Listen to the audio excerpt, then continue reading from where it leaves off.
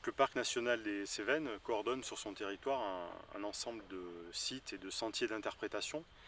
Donc le terme interprétation fait référence en fait à un mode de découverte qui privilégie plutôt l'éveil de la curiosité. On révèle un patrimoine, qu'il soit naturel ou culturel. Et récemment, on a développé un sentier qui vient d'être installé sur les oiseaux du COS, donc qui permet de découvrir un aspect de la biodiversité des grands COS, à la fois par les petits oiseaux, les passereaux, assez communs, et puis également à travers une faune un peu plus rare, un peu plus difficile à approcher, que sont les vautours. Donc sur les supports d'interprétation, on ne peut pas tout dire. Il faut aller à l'essentiel, simplement révéler certains aspects du patrimoine qu'on valorise.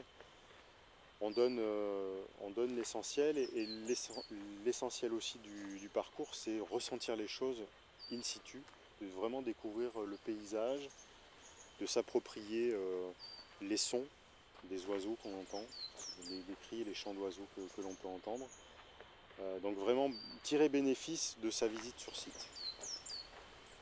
Alors on n'a pas énormément de texte, on a un texte qui est assez court et on multiplie les niveaux d'information, une approche plutôt ludique, poétique, une approche plus naturaliste avec quelques indications un peu plus précises et tout ça dans une composition graphique avec des dessins, des supports en relief aussi qui permettent donc de varier un petit peu les formes de découverte.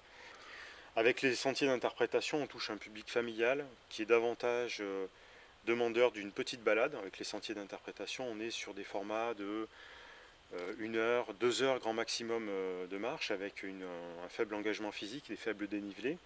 L'objectif, c'est vraiment une petite balade où on découvre un patrimoine naturel, culturel, plus souvent d'ailleurs même mélanger un petit peu les deux approches et proposer ça sur un format court qui est vraiment adapté aux plus petits comme aux plus grands.